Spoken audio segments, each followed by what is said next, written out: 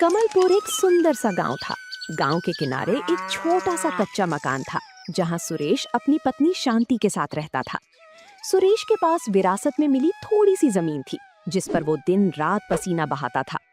लेकिन किस्मत का खेल देखिए, साल दर साल मौसम की मार और कर्ज के बोझ ने उसे कभी उभरने नहीं दिया। सुरेश के हाथों में एक अजब का हुनर था। वो जब भी तवे पर चिकन बनाता तो उसकी खुशबू पूरे मोहल्ले में फैल जाती। लेकिन गरीबी ऐसी थी कि वो खुद के लिए महीने में एक बार भी चिकन नहीं खरीद पाता था। जी, आज फिर साहूकार का आदमी आया था। कह रहा था कि अगर इस महीने ब्याज नहीं चुकाया तो हमारा खेत हाथ से निकल जाएगा। आप दिन भर धूप में जलते हैं, फिर भी सूखी रोटी नसीब हो रही है। शांति, घबराओ मत। खेत की फसल इस बार अच्छी लग रही है, बस थोड़ा सब्र रखो। मैं सोच रहा हूँ कि शाम को गांव के बाहर जो मंडी लगती है, वहाँ कुछ मजदूरी ढूंढ लूं। मजदूरी कब तक करेंगे? आपके हाथ का स्वाद चखने वाले कहते हैं कि आप जैसा तवा चिकन कोई नहीं बना सकता। आप अपना छोटा सा काम क्यों नहीं शुरू करते?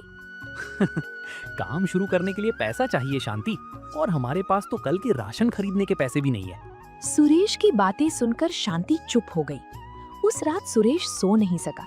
वो सोचता रहा कि क्या वाकई उसका हुनर उसे इस गरीबी से बाहर निकाल पाएगा। अगले दिन सुबह वो मंडी की तरफ निकला, जहां उसकी मुलाकात अपने पुराने दोस्त दीपक से हुई। दीपक एक बड़े बंगले में माली का काम करता था। अरे सुरेश भाई, तुम यहाँ? सुना है तुम्हारे खेत की हालत ठीक नहीं है। हाँ भाई, किस्मत साथ नहीं दे रही। कोई काम हो तो बताना। काम तो एक है, मेरे मालिक कुंवर साहब के घर कल रात एक बड़ी दावत है और उनका रसोइया बीमार पड़ गया है। अगर तुम कल वहाँ खाना बना सको तो अच्छी कमाई हो जाएगी। सुना है तुम तवा चिकन बहुत लाजवाब बनाते हो। क्या सच में? भाई मैं जरूर आऊंगा, बस तुम मालिक से बात पक्की कर लो। अगले दिन सुरेश सज धज कर कुंवर साहब की हवेली पहुंचा। वहां का तामझाम देखकर वो थोड़ा घबरा गया। बड़े बड़े चूल्हे, महंगे बर्तन और मसालों की ढेर सारी वैरायटी। कुंवर साहब एक सख्त मिजाज के आदमी थे, जिन्हें खाने का बहुत शौक था। उन्होंने सुरेश को ऊपर से नीचे तक देखा। तो तुम हो सुरेश? दीपक कह रहा था कि तुम मिट्टी से सोना बना देते हो। देखो भाई, मेरे मेहमान शहर से आ रहे हैं। अगर खाना खराब हुआ तो पैसे तो भूल जाओ, बेइज्जती अलग से होगी। मालिक, आप बस मुझे मौका दें, मैं अपनी पूरी जान लगा दूंगा। बस मुझे एक बड़ा लोहे का तवा और ताजे मसाले चाहिए। ठीक है, किचन तुम्हारा है। शाम के 7 बजे तक खाना मेज पर होना चाहिए। सुरेश ने काम शुरू किया। उसने सबसे पहले साबुत मसालों को सिलबट्टे पर पीसा। जब उसने लोहे के बड़े तवे पर मक्खन और मसालों के साथ चिकन को भूनना शुरू किया, तो उसकी छन छन की आवाज हवेली के आंगन तक गूंजने लगी। धीरे धीरे चिकन ने अपना रंग बदलना शुरू किया और मसालों की ऐसी सोंधी खुशबू उठी कि पहरेदारों के मुंह में भी पानी आ गया। शाम को जब मेहमान आए तो टेबल पर तरह तरह के पकवान थे, लेकिन सबकी नजर उस गर्मा गर्म तवा चिकन पर थी। कुंवर साहब ने पहला निवाला लिया तो उनकी आंखों में चमक आ गई। वाह कुंवर साहब, ये चिकन कहाँ से मंगवाया? ऐसा स्वाद तो शहर के बड़े से बड़े होटल में भी नहीं मिलता। ये हमारे गांव के सुरेश का कमाल है। सुरेश, जरा इधर आओ। जी मालिक, कोई कमी रह गई क्या? कमी?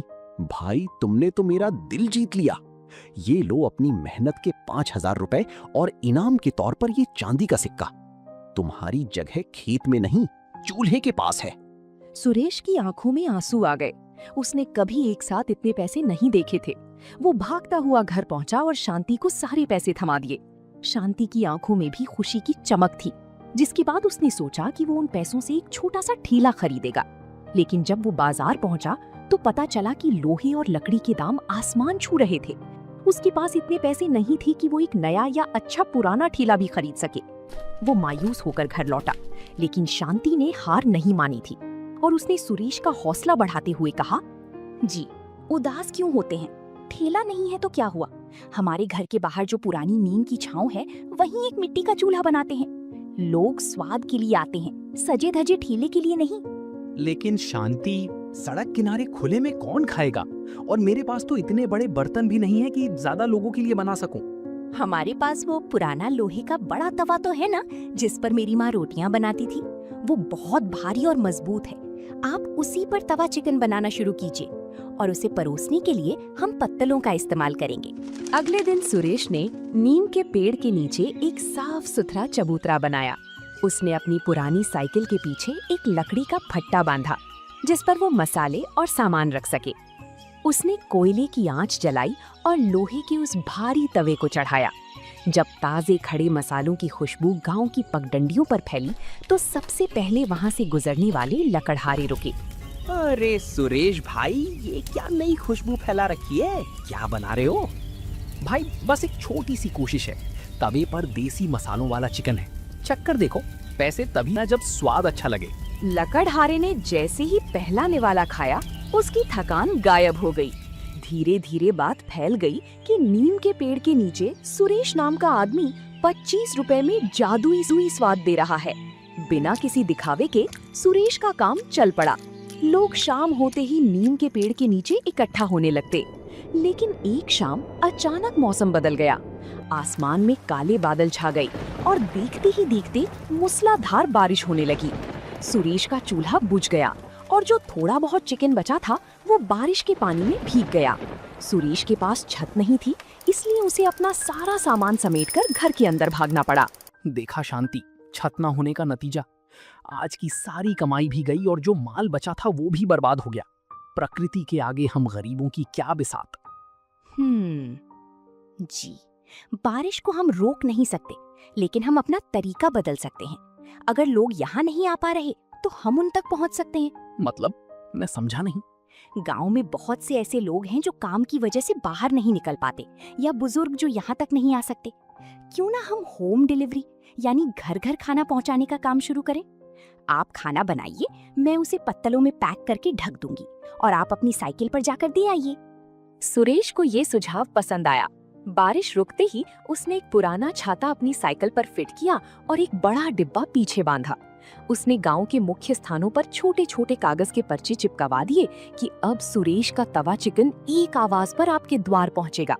अगले दिन जब फिर से रिमझिम बारिश शुरू हुई तो सुरेश घर पर बैठने के बजाय अपनी साइकिल पर सवार होकर निकल पड़ा।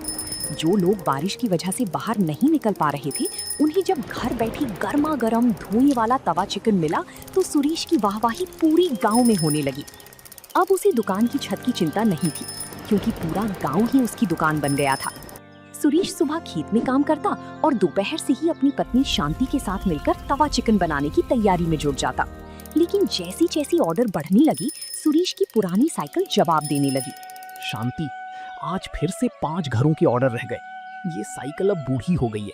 भारी डिब्बा लादकर दूर वाले मोहल्ले तक पहुंचने में बहुत देर हो जाती है। जब तक मैं पहुंचता हूँ खाना ठंडा हो जाता है। जी आप फिक्र ना करें, हमने पिछले 1 महीने में जो बचत की है उससे क्यों ना एक पुरानी मोटरसाइकिल ले लें। उससे आप कम समय में ज्यादा जगह पहुंच पाएंगे। मोटरसाइकिल? शांति, उसके पेट्रोल का खर्चा भी तो होगा। हमें दाम भी तो कम रखने ताकि गरीब मजदूर भाई खा सके। आप चिंता मत कीजिए, आप मोटरसाइकिल से शहर की बड़ी मंडी भी जा पाएंगे, जहां से हमें चिकन और मसाले थोक के भाव सस्ते मिलेंगे। वहां से जो बचत होगी उससे पेट्रोल का खर्चा निकल आएगा। सुरेश को शांति की बात समझ आ गई। उसने एक पुरानी लेकिन मजबूत मोटरसाइकिल खरीदी। अब सुरेश का काम और भी तेज हो गया। वो अब न सिर्फ कमलपुर बल्कि आसपास के 2 और गांवों में भी खाना पहुंचाने लगा। उसकी खासियत ये थी कि वो हर पैकेट के साथ शांति की बनाई हुई पुदीने की चटनी और लच्छे वाले प्याज मुफ्त देता था, जिससे उसका स्वाद और भी निराला हो जाता था। सुरेश की कामयाबी देखकर कुछ लोग हैरान थे कि एक मामूली किसान इतनी जल्दी कैसे तरक्की कर रहा है। गांव के कुछ लोगों ने अफवाह उड़ानी शुरू कर दी कि सुरेश सस्ता चिकन खिलाने के लिए बासी चिकन या घटिया मसालों का इस्तेमाल करता है। ये बात धीरे धीरे पूरे गांव में फैल गई और अचानक सुरेश के ऑर्डर कम होने लगे। शांति, आज मंडी से मैं 10 किलो चिकन लाया था, लेकिन सिर्फ 2 ही ऑर्डर आए। लोग मुझे देखकर कतरा रहे हैं। सुना है गांव में चर्चा है कि हमारा खाना सेहत के लिए ठीक नहीं है। जी, अगर लोगों को शक है कि हम खाने में मिलावट करते हैं तो हम छुपकर काम नहीं करेंगे। कल से आप घर के अंदर नहीं बल्कि सड़क किनारे उसी नीम के पेड़ के नीचे सबके सामने खाना बनाएंगे। लोगों को अपनी आंखों से देखने दीजिए कि हम कौन सा मसाला पीस रहे हैं और कैसा चिकन इस्तेमाल कर रहे हैं। अगले दिन सुरेश ने अपना सारा सामान फिर से नीम के पेड़ के नीचे लगाया। उसने सबके सामने साबुत मसाले सिलबट्टे पर पीसे और ताजा चिकन तवे पर चढ़ाया। वहां से गुजर रहे गांव की मुखिया जी रुके और उन्होंने सुरेश को काम करते हुए ध्यान से देखा। सुरेश बेटा, मैंने सुना था कि तुम कुछ मिलावट करते हो, पर यहाँ तो खुशबू ही शुद्धता की गवाही दे रही है। मुखिया जी, मैं खुद एक किसान हूँ। मेहनत की कमाई और ईमानदारी का मोल जानता हूँ। ये मसाले मेरी पत्नी ने खुद तैयार किए हैं और ये चिकन मैं सुबह खुद मंडी से चुन कर लाया हूँ। आप चक्कर देखिए।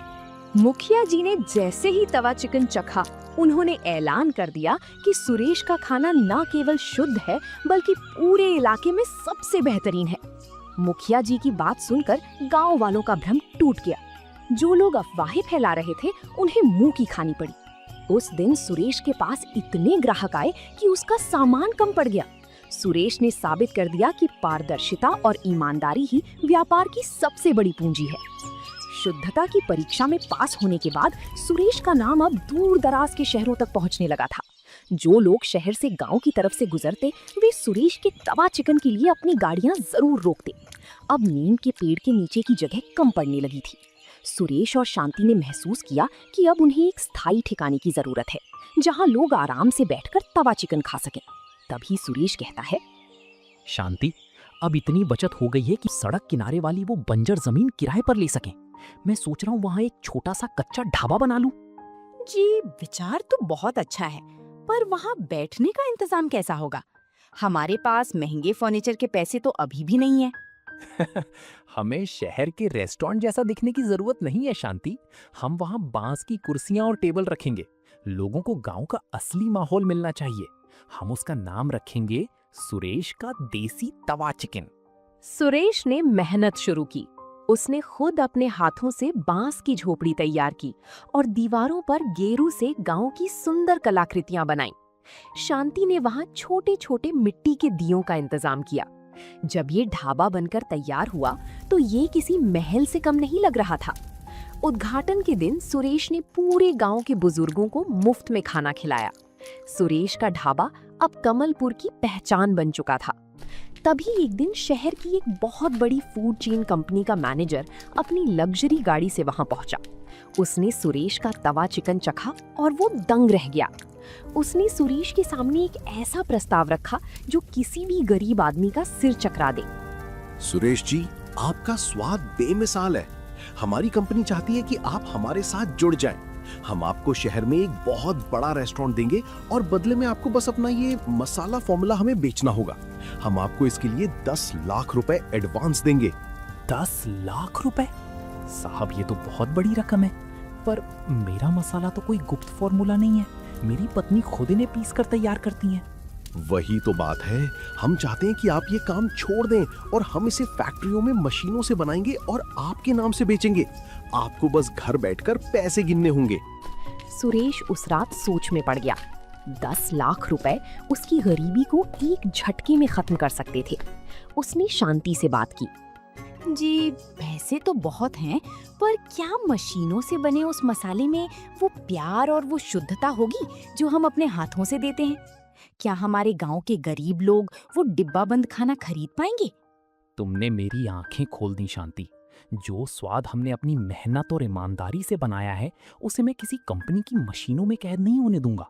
मेरा काम पैसे कमाना ही नहीं, लोगों को अच्छा खाना खिलाना भी है। अगले दिन सुरेश ने मैनेजर को कंपनी के साथ जुड़ने के लिए मना कर दिया। मैनेजर को यकीन नहीं हुआ कि किसी ने इतने पैसों को ठुकरा दिया है। सुरेश ने चुन लिया था कि वो छोटा ही सही, पर अपना खुद का साम्राज्य खड़ा करेगा, जहां हर किसी के लिए जगह होगी। बड़ी कंपनी का ऑफर ठुकराने के बाद सुरेश के ढाबे की चर्चा और भी बढ़ गई। लोगों को जब पता चला कि सुरेश ने शुद्धता और अपने उसूलों के लिए लाखों रुपए ठुकरा दिए हैं, तो उसके प्रति लोगों का सम्मान दोगुना हो गया। अब शहर के बड़े बड़े लोग भी वहां आने लगे थे। सुरेश ने महसूस किया कि अब उसे अपने काम में थोड़ा विस्तार करना चाहिए, लेकिन अपनी जड़ों को छोड़े बिना। शांति, अब भीड़ बहुत बढ़ गई है। लोग दूर दूर से आते हैं और कई बार उन्हें बैठने की जगह भी नहीं मिलती। मैं सोच रहा हूँ कि हम इस खाली पड़ी जमीन पर कुछ और झोपड़ियां डालें और खाना बनाने के लिए 2 और चूल्हे बढ़ा लें। जी, विचार तो नेक है और मैंने सुना है कि आजकल सोलर चूल्हे भी आते हैं। अगर हम उनका इस्तेमाल करें तो लकड़ी का धुआं भी कम होगा और खाना भी जल्दी बनेगा। सोलर चूल्हे तो ठीक हैं, लेकिन हमारा तवा चिकन तो धीमी आंच पर ही पकता है। हम तकनीक का इस्तेमाल करेंगे, पर सिर्फ काम आसान करने के लिए। स्वाद तो उसी पुराने लोहे के तवे और सिलबट्टे के मसालों से आएगा। जिसके बाद सुरेश ने ढाबे को और व्यवस्थित किया। उसने ढाबे के एक कोने में मुफ्त भोजन केंद्र भी बनाया, जहां उन लोगों को मुफ्त में खाना खिलाया जाता था जिनके पास पैसे नहीं होते थे। सुरेश का ढाबा अब सिर्फ एक दुकान नहीं, बल्कि कमलपुर की शान बन गया था। वक्त गुजरता गया और सुरेश की गरीबी अब गुजरे जमाने की बात हो गई थी। सुरेश ने अपने खेतों को फिर से उपजाऊ बनाया और वहां ऑर्गेनिक सब्जियां और मसाले उगाना शुरू किया, ताकि उसके ढाबे में इस्तेमाल होने वाली हर चीज पूरी तरह शुद्ध हो। एक दिन गांव में एक बड़ा उत्सव था और जिले के कलेक्टर साहब वहां मुख्य अतिथि बनकर आए। उन्होंने सुरेश की संघर्ष की कहानी सुनी थी और वे खुद उसके ढाबे पर पहुंचे। सुरेश जी, मैंने शहर के बड़े बड़े होटलों में खाना खाया है, लेकिन इस तवा चिकन में जो मिट्टी की सोंधी खुशबू और मसालों का संतुलन है, वो और कहीं नहीं मिला। आपने ये सब कैसे किया? साहब, मैंने बस अपनी गरीबी को अपनी कमजोरी नहीं, बल्कि अपनी ताकत बनाया। मेरी पत्नी शांति के हाथ के मसाले और मेरी मेहनत, बस यही मेरा राज है। मैंने कभी स्वाद से समझौता नहीं किया और कभी अपनी जड़ों को नहीं भुलाया। आज सुरेश के पास अपना बड़ा घर है, एक आलीशान ढाबा है और कई लोग उसके यहाँ काम करते हैं। उसने साबित कर दिया कि एक इंसान अगर ठान ले तो वो अपनी मेहनत, ईमानदारी और अपने हुनर के दम पर मिट्टी से भी सोना पैदा कर सकता है। तो दोस्तों, आप लोगों को ये कहानी कैसी लगी? कमेंट करके जरूर बताएं और ऐसी कहानियों को देखने के लिए वीडियो को लाइक करें और चैनल को सब्सक्राइब करें।